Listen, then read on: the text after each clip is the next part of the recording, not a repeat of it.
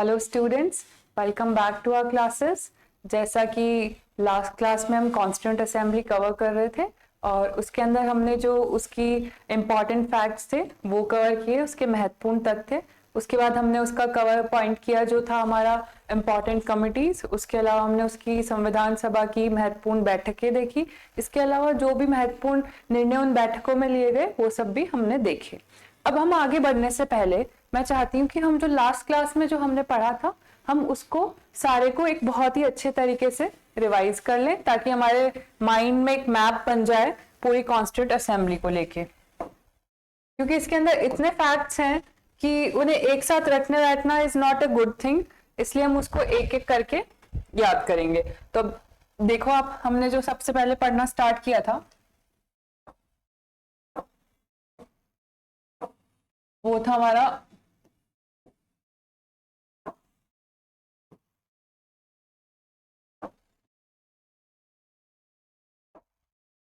हमारा हमने इसके महत्वपूर्ण तथ्य देखे। आज हम हमारी संविधान सभा का जो टॉपिक है यानी हमारे सिलेबस का जो पहला टॉपिक है उसको हम कंप्लीट करेंगे और उसके पीवाईक्यू सॉल्व करेंगे। तो हमने शुरू में जब पहली क्लास ली थी तब हमने इसके अंदर इसकी संपूर्ण रूपरेखा खत्म करी थी, जैसा कि आपको पता है। उसके बाद में हमने जो है इसकी चुनावी प्रक्रिया और इसका संरचना देखी थी। ठीक है, संरचना देखी थी। फिर जब मैंने आपकी दूसरी क्लास ली तो उसके अंदर जो है मैंने इसके महत्वपूर्ण तथ्य आपको कराए। इसके अलावा जो हमने देखा था महत्वपूर्ण तथ्य, इसकी महत्वपूर्ण बैठकें हमने जो इसकी थी वो हमने देखी। इसके अलावा इसके अंदर हमने जो कवर किया वो थी इसकी इंपॉर्टेंट कमिटीज। ये सारी चीजें हम इसके अंदर कवर कर चुके हैं। ठीक है स्टूडेंट्स,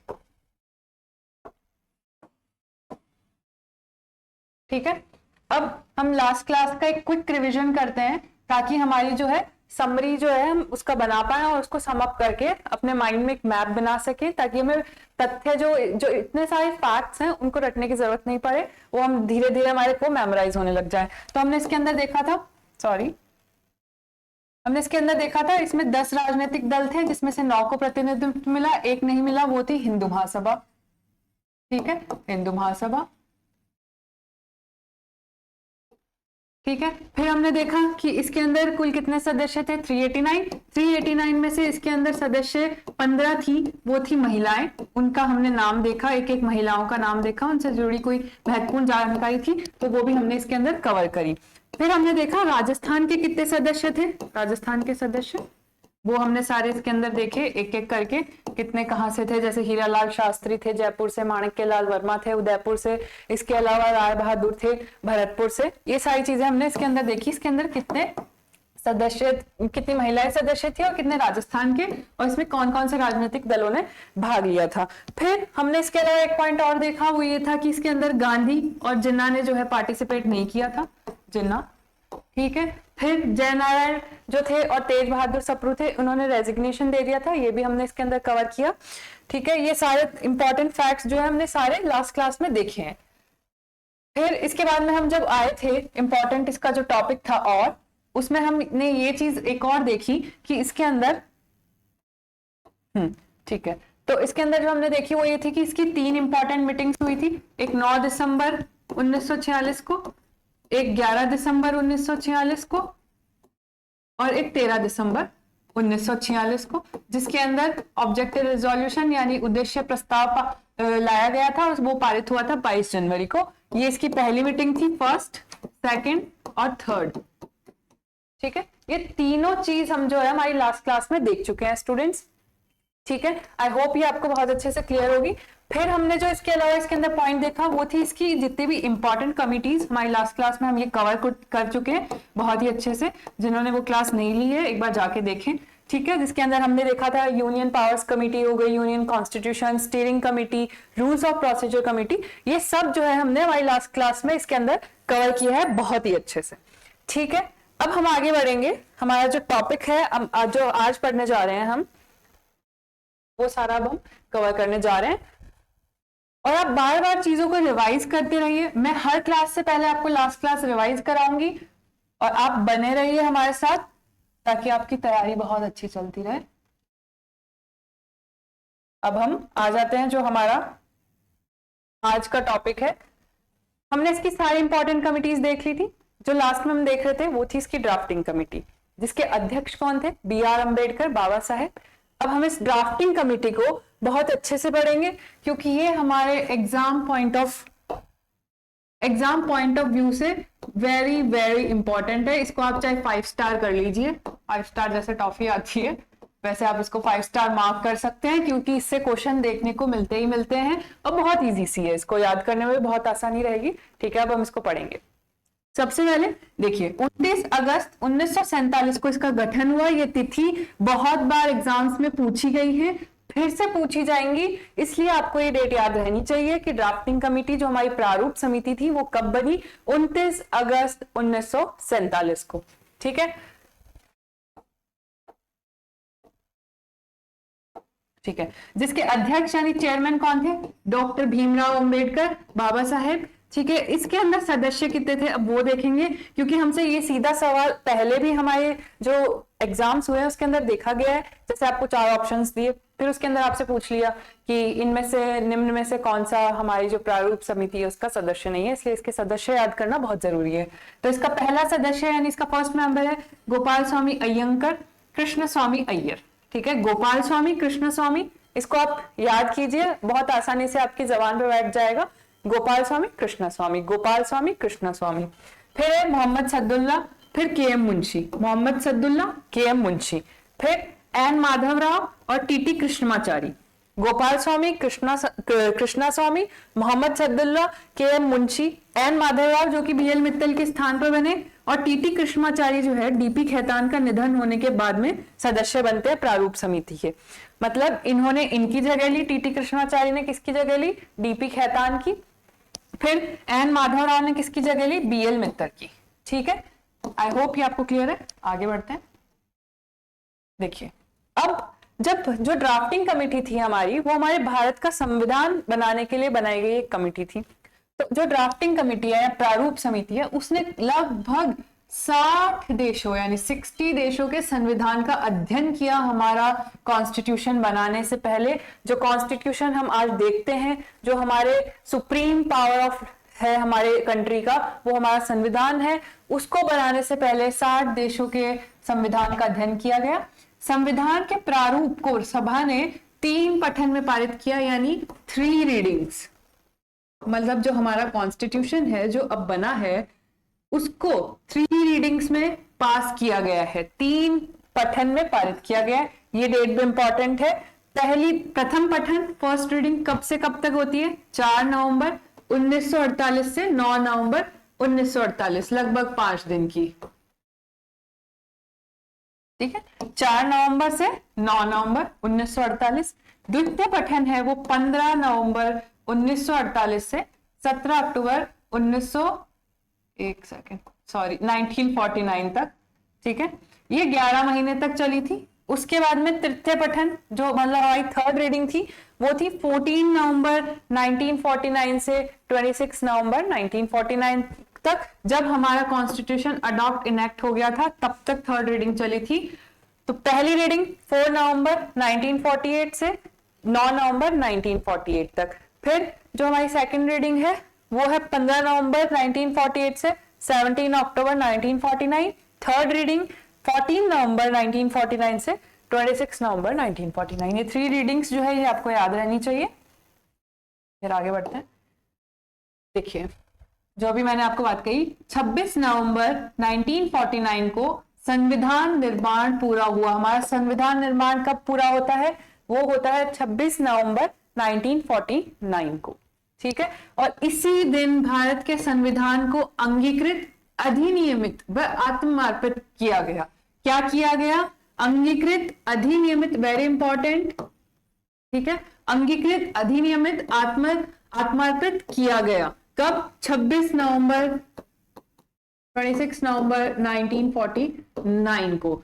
अंगीकृत, adopt, enact, we adopt, enact and gave ourselves the Constitution of India on 26 November 1949. ठीक है, अब देखिए जो 26 नवंबर को जो हमारा संविधान जो है अडॉप्ट किया गया, यानी जो हमारा संविधान हमने अपनाया, उसके अंदर एक प्रियम्बल था, प्रस्तावना थी, ठीक है। 395 इसमें आर्टिकल्स थे और 8 शेड्यूल्स थे, जो कि आर्टिकल्स तो अभी मुझे लगता है 400 प्लस प्लस हो गए हैं और शेड्यूल्स हमारे 12 हैं और प्रियम्बल, ठीक है। तो जब हमारा कॉन्स्टिट्यूशन बना था तब प्रियम्बल था, आर्टिकल थे 395 और 8 शेड्यूल्स थे इसके अंदर, ठीक है। आई होप स्टूडेंट्स यहाँ तक आपको क्लियर है। हम एक एक चीज को बहुत अच्छे से कवर करेंगे तो आपको चिंता करने की बिल्कुल जरूरत नहीं है, ठीक है। तो ये चीज आप याद रखिएगा कि हमारा संविधान अंगीकृत, अधिनियमित, आत्मार्पित कब हुआ था? 26 नवंबर 1949 को, ठीक है।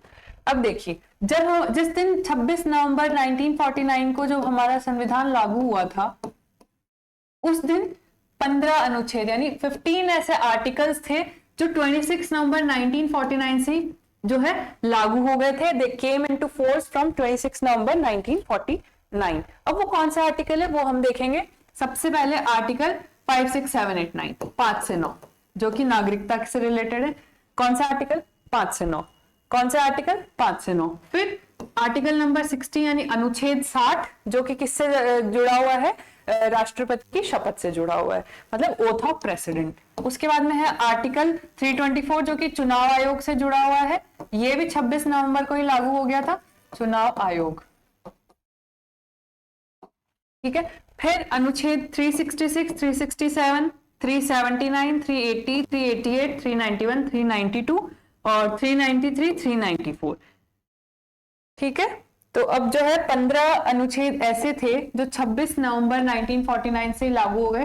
5 से 9, 60, 324, 366, 67, 79, 80, 88, 91, 92, 93, 94, ठीक है। बाकी का जो बचा हुआ कॉन्स्टिट्यूशन था वो 26 जनवरी 1950 को लागू हुआ, जिसे हम अपना रिपब्लिक डे मनाते हैं, गणतंत्र दिवस मनाते हैं, ठीक है स्टूडेंट्स। आगे बढ़ते हैं। अब जो है हम देखेंगे कि ये जो हमारी संविधान सभा है, जब इसकी पहली मीटिंग हुई थी 9 दिसंबर 1946 को, तब से लेकर ये अस्तित्व में रही है 3 वर्ष 1 माह और 16 दिन तक इसका एग्जिस्टेंस रहा है। कब तक? 3 years 1 month 16 days, 3 वर्ष 1 माह 16 दिन, ठीक है।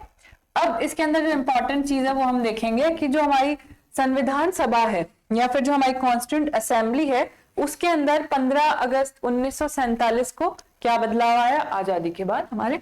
तो देखिए सबसे पहले जो चीज है 15 अगस्त 1947 से सभा की भूमिका में जो बदलाव आया वो ये है कि ये एक संप्रभु संस्था बन गई। मतलब संप्रभु संस्था का क्या है कि पहले जो है ये कैबिनेट मिशन के अधीन आती थी, मतलब उसके अनुसार कार्य कर रही थी, लेकिन अब एक संप्रभु यानी एक इंडिपेंडेंट, स्वतंत्र कह सकते हैं जिसको, संस्था बन गई थी कैबिनेट मिशन के तहत। अब ये बंदी भी नहीं थी, अब ये किसी भी प्रकार का संविधान या कानून बना सकती थी, ठीक है। फिर इसके बाद में अब ये दोहरी भूमिका निभाने लग गई। इंपॉर्टेंट चीज है ये, एक तो पहले ये कि संप्रभु संस्था बन गई, दूसरी दोहरी भूमिका यानी डुअल रोल। अब ये एक विधायिका के रूप में भी कार्य करने लग गई। विधायिका यानी लेजिस्लेटिव, इंग्लिश मीडियम के बच्चों के लिए लेजिस्लेटिव, ठीक है। पहले ये सिर्फ एक कॉन्स्टिट्यूएंट मेकिंग बॉडी की तरह काम कर रही थी, संविधान बनाने के लिए एक संस्था थी, लेकिन अब ये एक विधायिका के रूप में भी कार्य कर रही थी। फिर अब इसमें सदस्यों की संख्या जो है वो डिक्रीज हो गई, 389 थी, अब कितनी बची? 299, ठीक है। जिसमें से आप देखिए ब्रिटिश भारत में, भारत से कितनी थी? 229 और रियासतों से कितनी थी? 70, ठीक है। ये देख लीजिए आप, ये एक जरूरी चीज है कि 15 अगस्त 1947 के बाद क्या बदलाव आया कि एक संप्रभु संस्था बन गई, एक इंडिपेंडेंट जो है इंस्टीट्यूट बन गया, दोहरी भूमिका, डुअल रोल, सदस्यों की संख्या इसके अंदर कम हो गई। बस ये इसके अंदर जो है आने वाले बदलाव थे जो हमने देखे।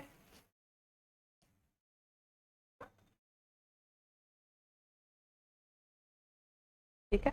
अब एक चीज है, ये इसको आप हाईलाइट कर लीजिए कि 284 सदस्यों ने अंतिम बैठक में भाग लिया, ठीक है। कितने मेंबर थे पहले? 389, जिसमें से कितने बचे 299, उसमें से भी 284 ने जो है अंतिम बैठक यानी लास्ट मीटिंग में पार्ट लिया, लास्ट मीटिंग। ठीक है, ये हमने यहां तक कवर कर लिया है। अब हम आगे बढ़ते हैं। अब देखिए, अब हम देखेंगे सभा के निर्णय, मतलब जो हमारी कॉन्स्टिट्यूंट असेंबली है उसके इंपॉर्टेंट डिसीजंस, जो मतलब हमारे एग्जाम में फैक्चुअल इंफॉर्मेशन पूछी जाती है। तो सबसे पहले इसके अंदर है कि 22 जुलाई 1947 मतलब 22 जुलाई 1947 को हमारा राष्ट्रीय ध्वज को मान्यता दी गई। मतलब हमारा जो नेशनल फ्लैग है, नेशनल फ्लैग, उसे मान्यता प्राप्त हुई। कब हुई? 22 अगस्त 1947 को। ये आपसे सीधा भी पूछा जा सकता है और आपको स्टेटमेंट में भी आपको देखने को मिल सकता है। जो स्टेटमेंट बेस्ड क्वेश्चंस होते हैं उसमें आपको सीधा स्टेटमेंट मिल सकता है। ठीक है, तो नेशनल फ्लैग कब बना? 22 जुलाई 1947 को। फिर 13 मई 1949 को राष्ट्रमंडल की सदस्यता को मान्यता दी गई। ठीक है, कब दी गई? 13 मई 1949। फिर ये डेट इंपॉर्टेंट है, 24 जनवरी 1950, 24 जनवरी 1950। इस दिन क्या क्या काम होता है? पहला तो कि राष्ट्रगान, नेशनल एंथम और जो हमारा नेशनल सॉन्ग है उसको मान्यता मिलती है। इसके अलावा जो हमारे पहले प्रेसिडेंट है डॉक्टर राजेंद्र प्रसाद, वो प्रथम प्रेसिडेंट चुने जाते हैं हमारे। कौन? Doctor Rajendra Prasad. National song, national anthem को मान्यता मिलती है। ये पॉइंट फिर से यहाँ पे देखिए कि जो 284 सदस्य थे 299 में से, उन सदस्यों ने संविधान पर हस्ताक्षर किया। इंपॉर्टेंट पॉइंट है, लड्डू पॉइंट है, इसको आप हाईलाइट कर लीजिए। ठीक है, और इसी दिन 24 जनवरी 1950 को संविधान सभा की अंतिम बैठक होती है, मतलब लास्ट मीटिंग। कब? 24 जन 1950 को। देखिए सभा के निर्णय, उसमें पहला पॉइंट 22 जुलाई 1947 को नेशनल फ्लैग को मान्यता। फिर 24 जनवरी 1950 को राष्ट्रगान, राष्ट्रगीत को मान्यता। डॉक्टर राजेंद्र प्रसाद को जो है प्रथम राष्ट्रपति नियुक्त किया जाता है। और 284 सदस्य जो है हमारे संविधान पे हस्ताक्षर करते हैं आउट ऑफ 299। और इसी दिन हमारे जो कॉन्स्टिट्यूंट असेंबली है या संविधान सभा है उसकी अंतिम बैठक होती है। I hope students you are getting my point. ठीक है, अब देखिए ये हमारे कुछ और अदर फैक्ट्स हैं, अन्य तथ्य।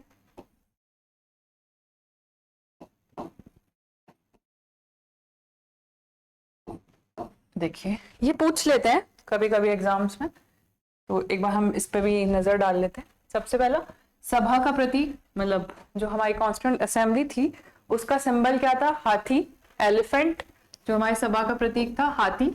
उसके बाद हमारे संविधान सलाहकार, ये इंपॉर्टेंट है, यानी हमारे कॉन्स्टिट्यूशनल एडवाइजर कौन थे? BN राव। जैसा हमने पहले पढ़ा था कि जो BN राव है उन्होंने हमारे संविधान का सबसे पहला प्रारूप जो है वो बनाया था। फिर हमारे संविधान सभा के सचिव, सेक्रेटरी, ये बच्चों को नहीं पता होता है ज्यादातर। तो हमारे संविधान सभा के सेक्रेटरी कौन थे? HBR अय्यंकर। ठीक है, संविधान सलाहकार कौन थे? BN राव। संविधान सभा के सचिव कौन थे? HBR अय्यंकर। संविधान सभा का प्रतीक कौन था? हाथी। ठीक है, फिर हमारे संविधान के जो मुख्य सुलेखक यानी जो क्या बोलते हैं हमारी संविधान जो है किस शैली में लिखी गई है? इटैलिक शैली में। एक सेकंड, हमारी संविधान किस शैली में लिखी गई है? इटैलिक शैली में लिखी गई है। और इसके जो सुलेखक कौन थे? वो थे प्रेम बिहारी नारायण रायजादा। ठीक है, एक बार इसको देख लीजिएगा आप।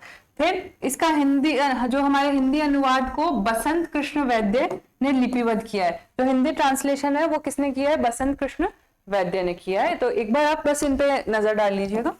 और इसके अलावा जो हमारे संविधान के प्रमुख ड्राफ्टमैन है, ये याद रखिएगा कौन थे हमारे प्रमुख draftsman? SN Mukherjee, SN Mukherjee.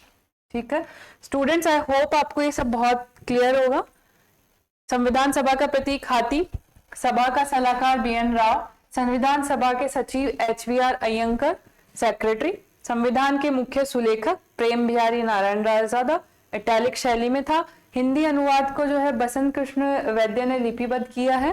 फिर संविधान के प्रमुख ड्राफ्टमैन SN मुखर्जी।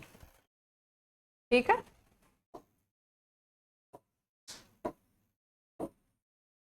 अब हमारा जो टॉपिक है वो यहाँ कंप्लीट हो गया है सारा। अब एक बार हम इसको देख लेते हैं।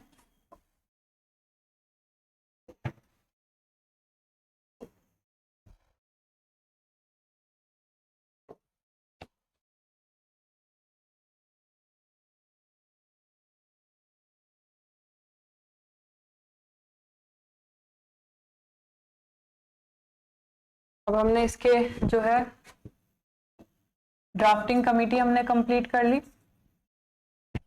ड्राफ्टिंग कमेटी, फिर हमने कंप्लीट किया इसके इम्पॉर्टेंट फैक्ट्स, फिर इसकी रीडिंग्स देखी हमने संविधान, ठीक है। फिर हमने इसके कुछ और अदर इम्पॉर्टेंट पॉइंट्स देखे। तो यहाँ पे हमारी जो कॉन्स्टिट्यूंट असेंबली है वो कंप्लीट होती है पूरी तरीके से। अब हमारा जो सिलेबस का पहला टॉपिक था संविधान सभा कॉन्स्टिट्यूंट असेंबली, वो कंप्लीट हो गया है। आई होप ये आपको समझ आया होगा। अब एक बार हम जल्दी से इसके PYQs देख लेते हैं।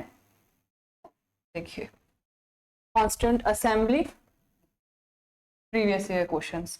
सबसे पहला क्वेश्चन है, संविधान सभा किसके अंतर्गत स्थापित की गई थी? ये मैंने आपको बताया है। इसके अंदर है कैबिनेट मिशन द्वारा, ठीक है। संविधान सभा किसके अंदर स्थापित की गई थी? तो कैबिनेट मिशन के द्वारा स्थापित की गई थी, ठीक है। क्रिप्स मिशन से नहीं की गई थी, कैबिनेट मिशन से की गई थी। हमारा नेक्स्ट क्वेश्चन देखते हैं। ये देखिए, भारत के संविधान का प्रारूप तैयार करने वाली संविधान सभा के सदस्यों को, ठीक है, पहला ऑप्शन है ब्रिटिश संसद द्वारा नामित किया गया। दूसरा, विभिन्न प्रांतों की विधानसभा द्वारा चुना गया। तीसरा, भारतीय राष्ट्रीय कांग्रेस और मुस्लिम लीग द्वारा चुना गया। गवर्नर जनरल द्वारा चुना गया। तो ये हमने देखा था कि 1942 में क्रिप्स मिशन आया था, जिसमें ये प्रावधान था कि जो प्रांतीय विधानमंडल के निम्न सदन के सदस्य हैं उनके द्वारा संविधान सभा के सदस्यों का चुनाव होगा। तो इसका करेक्ट आंसर क्या हो जाएगा? आंसर 2, ठीक है। ये भी हमने देखा है। अब अगला क्वेश्चन देखिए, विभाजित भारत की संविधान सभा के सदस्यों का चयन किसके द्वारा किया गया? ठीक है, तो हमें ये बहुत अच्छे से पता है कि संविधान सभा के चुनाव कैसे हुए थे? अप्रत्यक्ष रूप से हुए थे, इनडायरेक्ट हुए थे। कैसे हुए थे? अप्रत्यक्ष, इनडायरेक्ट, ठीक है। अगले क्वेश्चन पर बढ़ते हैं। ये देखिए, 26 नवंबर 1949 को भारत की संविधान सभा के कितने सदस्यों ने संविधान पर हस्ताक्षर किया? ये हमने अभी अभी पढ़ा है कि जो संविधान सभा की अंतिम बैठक हुई थी 24 जनवरी 1950 को, उस दिन अंतिम बैठक थी और 284 लोग ने उस बैठक में भाग लिया और 284 लोगों ने ही संविधान पे हस्ताक्षर किया। कितने लोगों ने? 284 ने, ठीक है। अगर आप अच्छे से पढ़ेंगे तो आप आराम से क्वेश्चन सॉल्व कर पाएंगे। निम्न में से कौन संविधान सभा की महिला सदस्य नहीं थी? हमने एक एक महिला सदस्य के नाम पढ़े हैं। तो देखिए, सरोजनी नायडू, विजय लक्ष्मी पंडित, दुर्गाबाई देशमुख, नजमा हेपतुल्ला। तो हमको पता है कि इसके अंदर जो नजमा हेपतुल्ला, ये संविधान सभा के अंदर महिला सदस्य नहीं थी, ये तीनों थी, ठीक है।